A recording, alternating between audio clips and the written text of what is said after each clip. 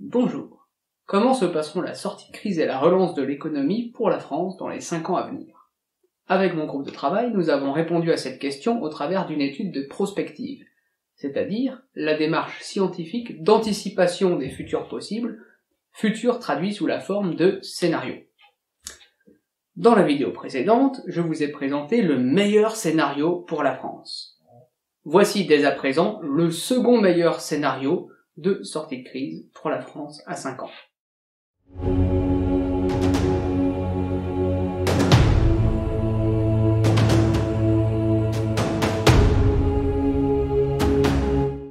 Dans ce scénario, le Covid-19 résisterait au premier traitement et continuerait de sévir à travers le monde. Toutefois, les chronologies de crise seraient très différentes selon les pays. Ces derniers n'étant pas confrontés aux mêmes réalités, ils ne parviendraient pas à se mettre d'accord et coopérer pour vaincre le virus. Au contraire, ils auraient tendance à se replier sur leur sphère nationale.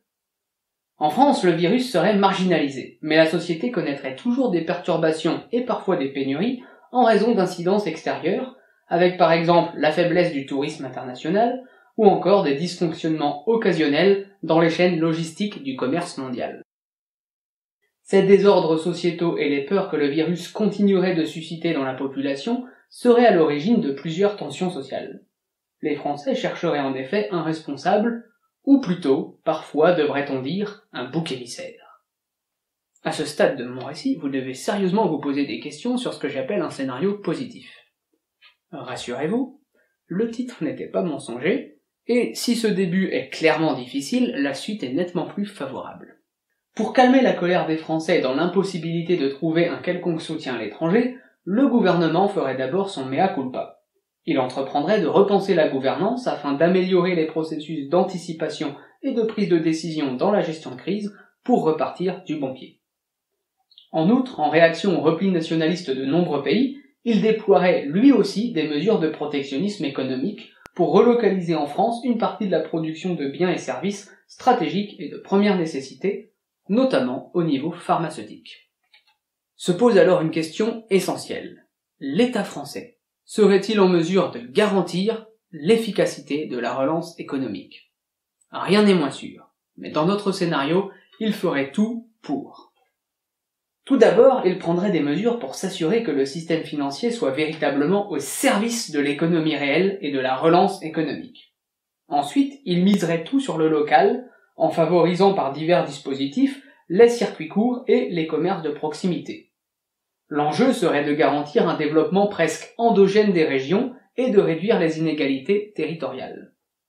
Enfin, pour faire face à la dette publique, il entreprendrait de réinventer son administration pour garantir une qualité du service public équivalente ou supérieure à ce qu'elle était ces dernières années, mais à un coût de fonctionnement bien moindre.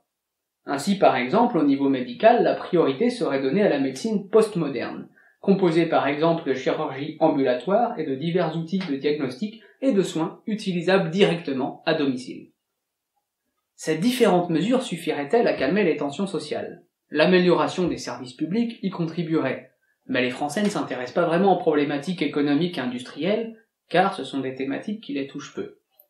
Ils ne se soucieraient alors pas vraiment des changements en ce domaine. Que ferait alors l'État pour garantir totalement la paix sociale? Il accorderait par une réforme du Code du travail de nombreux avantages aux salariés, avec notamment des formes d'autogestion et une plus grande flexibilité dans leurs horaires de travail. En outre, dans ce scénario, de plus en plus de Français souhaiteraient vivre pleinement leur vie suite à la crise, s'adonnant ainsi à une forme d'hédonisme, c'est-à-dire la recherche de confort et d'une certaine quiétude. L'État s'appuierait sur ces aspirations de la société pour favoriser le tourisme domestique en soutenant de nombreuses manifestations sportives et culturelles dans les différentes régions. Il encouragerait ainsi la redécouverte de la France et de ses territoires. Cette dynamique, couplée au protectionnisme économique, servirait de support au renforcement de la cohésion sociale et au renforcement du sentiment patriotique. Mais en fin de compte, dans ce scénario, la relance économique risquerait d'échouer pour deux grandes raisons. D'abord, il y aurait des tensions sur le budget de l'État, qui le conduirait à s'appuyer sur certaines associations d'intérêt général pour en faire des sortes d'auxiliaires publics. Et surtout, les contraintes juridiques et fiscales, notamment les différentes mesures en faveur du salarié roi, serait perçue comme handicapante par les entreprises. Ces dernières auraient tendance dans l'après-crise à épargner et essayer de réduire leurs coûts, quitte à licencier. Ce comportement pourrait alors pénaliser la relance économique par une trop grande faiblesse des investissements. La relocalisation de l'appareil productif en pâtirait également. En effet, les industries, bien que produisant une vaste gamme de biens stratégiques et de première nécessité, ne fourniraient pas des volumes suffisants pour couvrir tous les besoins nationaux. Voici donc le second meilleur scénario de sortie de crise pour la France dans les 5 ans à venir.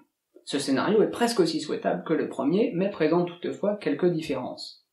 Tout d'abord, il n'aboutit pas à une transformation sociétale aussi importante que le scénario Une nouvelle ère. Ensuite, la société civile n'est que très peu moteur du changement, laissant presque exclusivement ce rôle à l'État. Pour autant, ce second scénario est beaucoup plus probable que le premier. À l'heure actuelle, à l'été 2020, on trouve des signes annonçant la possible occurrence de ce scénario dans le discours d'Emmanuel Macron du 14 juin. Regardez. Je nous vois nous diviser pour tout. Cette épreuve a aussi révélé des failles, des fragilités, nos lourdeurs d'organisation, nos inégalités sociales et territoriales. Ces dépenses, elles viennent s'ajouter à notre dette. Nous ne financerons pas ces dépenses en augmentant les impôts. L'organisation de l'État et de notre action doit profondément changer. Mais les temps imposent de dessiner un nouveau chemin que nous devons collectivement faire différemment. Une relance par la santé qui non seulement revalorisera les personnels soignants, mais permettra de transformer l'hôpital comme la médecine de ville par des investissements nouveaux et une organisation plus efficace et préventive. Notre première priorité est donc d'abord de reconstruire une économie forte, écologique, souveraine et solidaire. D'abord, tout faire pour éviter au maximum les licenciements. Sauvegarder nos emplois et pour aider chacun, mais aussi de nous divertir, de nous cultiver. Nous allons retrouver pour partie notre art de vivre, notre goût de la liberté. Exige aussi notre unité autour de la République. Nous unir autour du patriotisme républicain est une nécessité. Pour que ce scénario advienne, il faut toutefois qu'il soit suivi d'actions concrètes. La volonté politique seule ne suffira en effet pas à nous éloigner du scénario le plus probable. Ce scénario, je vous le présenterai dans la prochaine vidéo. Pour ne pas rater sa date de sortie, abonnez-vous, et si vous voulez me soutenir, laissez-moi un pouce bleu et n'hésitez pas à réagir dans les commentaires. En attendant la suite, je vous dis au revoir et à bientôt.